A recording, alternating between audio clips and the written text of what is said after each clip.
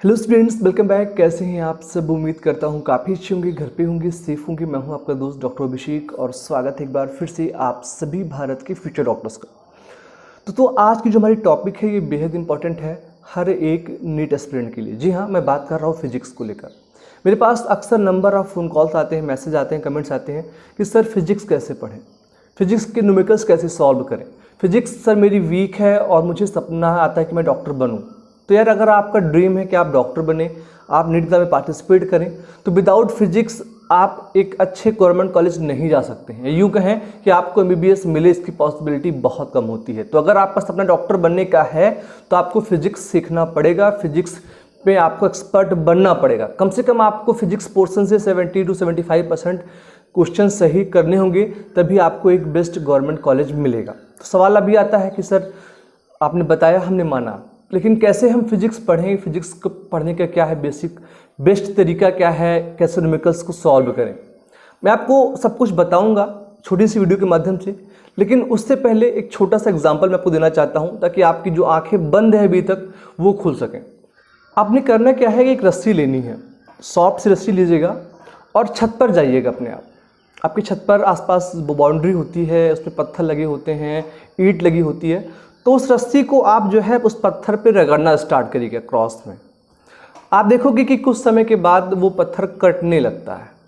एक दोहा भी बहुत कॉमन सा है कि करत करत अभ्यास ते जड़मत होत सुजान, रस्सी आवत जाते सिल पर परत निशान। यानी कि अगर आप बार बार रस्सी आएगी तो वो पत्थर कट जाएगा, आप निशान पड़ जाएगा।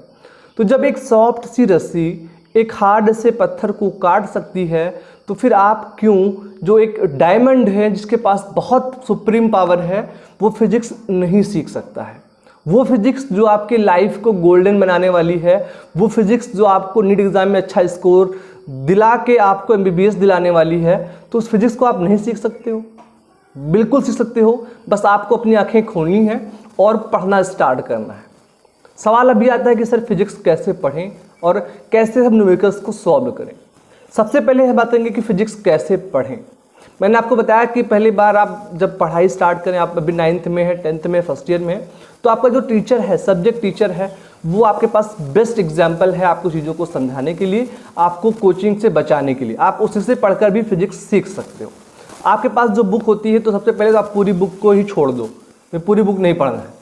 आप एक चैप्टर उठा लो यार, जो भी चैप्टर पढ़ते हैं आपको, और उस चैप्टर के आप डेली जो है ये प्लान करो, मुझे 2 से 3 टॉपिक ही पढ़नी है। जब आप 3 टॉपिक पढ़ोगे तो आपको ब्रेन को रिलैक्स फील होगा कि हाँ, मुझे 3 टॉपिक पढ़नी है, मैं पढ़ लूँगा। ठीक है, जैसे कि एक एग्जांपल मैं देता हूँ आपको। एक लॉ होता है Coulomb's law, F = K Q1 Q2 / R, शायद यही है ना। अब यहाँ पर क्या है कि K1 और Q2 जो है, K तो कूलॉम्स का एक नियतांक हो गया, कांस्टेंट हो गया। Q1 Q2 आपका जो हो गया वो हो गया आपका जो है आवेश। ठीक है ना। तो ऐसे चीज़ों को आप पढ़ना स्टार्ट करोगे ना, एज लाइक स्टोरी, तो आपको समझ में आ जाएगी। एक एक टॉपिक पढ़ो, उसको समझो, और उसमें जो फार्मूला आया है वो कैसे निकल के आया है, किस थीसिस पे निकल के आया है। R1 क्या है? 2 आवेशों के बीच की जो डिस्टेंस है। ठीक है। F आप ऑटोमेटिकली निकालोगे जब आपको Q1 Q2 पता होगा और आपको R पता होगा, क्योंकि K का मान आपको पता होता है कि 8.9 जो है 9875 समथिंग कुछ ऐसा होता है। ठीक है। तो ऐसी चीज़ों को इंटरेस्टिंग बनाना सीखो यार। जो वैल्यूज दी गई हैं, जो फार्मूलेज दिए गए हैं, वो कैसे बन रहे हैं, इसको समझना सीखो। जब आप ये समझ जाओगे तो आप इजी वे में सब कुछ जो है करने लगोगे। ठीक है। तो जब एक एक आप थ्योरी समझते चलोगे, फार्मूला पढ़ते चलोगे, तो आपकी थ्योरी स्ट्रांग हो जाएगी। बात तभी आती है कि सर न्यूमेरिकल्स कैसे पढ़ें यार, उनको कैसे सॉल्व करें। तो न्यूमेरिकल्स को सॉल्व करने के 4 स्टेप होते हैं, बहुत कॉमन से होते हैं। पहले मैंने आपको बताया कि आप सबसे पहले काम करिए, जितने भी न्यूमेरिकल्स उस चैप्टर से हैं उन सभी को एक प्लेन वाइट पेपर पर लिख लीजिए और उसको याद कर लीजिए। जब आपको न्यूमेरिकल्स याद हो जाएगी तो आपकी जो थ्योरी पोर्शन है, यानी कि वो न्यूमेरिकल्स कैसे बना, डेरिवेशन कैसे बना, आप उसको पढ़ने का प्रयास करिए। बहुत डीपली मत लीजिए, क्योंकि जब आपको बेसिक पता है फार्मूले में कि भाई जैसे F = ma है, F क्या है, वो फोर्स है, M मास है, A एक्सेलरेशन है, तो आप इजी वे में इसके जो कॉन्सेप्ट को समझ जाओगे। अब अगर आपको F दिया है तो आप F नहीं दिया तो आप M और A की हेल्प से F निकाल लोगे। अगर F और A दिया है तो आप M निकाल लोगे। ठीक है ना। तो ऐसे चीज़ों को समझना स्टार्ट करो। और नॉट ओनली दिस फार्मूला, आप किसी भी फार्मूले में ये बेसिक से कॉन्सेप्ट को समझकर चीज़ों को कर सकते हैं। ठीक है, तो पहला आपने फार्मूला याद कर लिया, दूसरा उसके रिलेटेड बेसिक कॉन्सेप्ट को समझा कि आखिर जो भी फार्मूले में दी गई चीज़ें वो आखिर हैं क्या, उसके मतलब वो कहना क्या चाहते हैं। ठीक है, थर्ड स्टेप होता है कि आपकी बुक में या एनसीईआरटी के एग्जाम्पलर में 50+ समथिंग क्वेश्चंस होते हैं एग्जाम्पल्स। भाई मुझे सीबीएसई का तो आइडिया नहीं कि मैं यूपी बोर्ड से रहा हूँ, तो यूपी बोर्ड में हमारी बुक में 50 से अधिक जो है वो 3-4 पेजेस पे होते थे सॉल्व न्यूमेरिकल्स। ठीक है ना, एग्जाम्पल्स। तो पहले मैं उनको लगाना स्टार्ट करता था। उनको लगाने से अगर मैं कहीं फंसता था तो मुझे हेल्प मिल जाती थी और मुझे कॉन्फिडेंस मिलता था कि मुझसे न्यूमेरिकल्स लग जा रहे हैं। जब आप 50 एग्जाम्पल्स को लगा लोगे, फिर जब आप क्वेश्चन लगाना स्टार्ट करोगे तो आपको आसानी होगी चीज़ों को समझने में, कॉन्फिडेंस मिल जाएगा, कैलकुलेशन का अनुभव हो जाएगा, आपकी क्यूरियोसिटी बढ़ जाएगी और फिर आप न्यूमेरिकल्स को सॉल्व करना स्टार्ट करें। न्यूमेरिकल्स को भी 3 कैटेगरी में होते हैं बुक्स में। तो सबसे पहले वो न्यूमेरिकल्स जो ईजियर हैं, जो आसानी से लग जा रहे हैं, कम से कम 20 से 25 न्यूमेरिकल्स को लगा लो।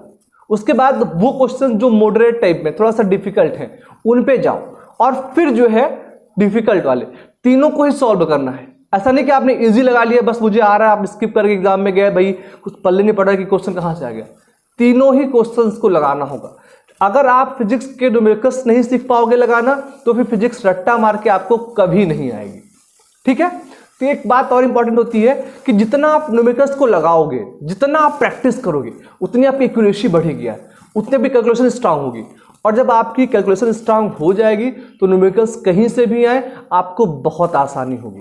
ठीक है, तो ये बेसिक से कॉन्सेप्ट थे। मैंने आपको बताया कि पहले न्यूमेरिकल्स को याद करना, फिर उनके बेसिक कॉन्सेप्ट को समझना कि क्या वैल्यू दी गई है, क्या कह रहा फार्मूला। थर्ड, उनसे एग्जाम्पल्स वाले क्वेश्चन लगाना।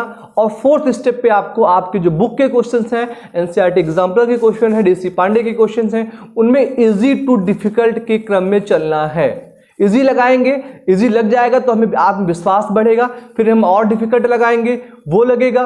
कुछ क्वेश्चंस 2-3-4 बार लगाने पे नहीं लगते हैं, बिल्कुल परेशान नहीं होना है, चुपचाप उस क्वेश्चन को मार्क कर लिया, अपने टीचर से डिस्कस करके, या बहुत सारे अब ऑनलाइन एप्लीकेशंस आ गए हैं जो डाउट को क्लियर करते हैं, उनकी हेल्प से, टीचर से बात करके, सब्जेक्ट टीचर से मिल के उन क्वेश्चंस के डाउट को क्लियर कर फिर आगे बढ़ना है। लेकिन हमें ध्यान रहे कि स्टेप बाय स्टेप ही बढ़ना है, कोई शॉर्टकट नहीं है सफलता पाने के लिए।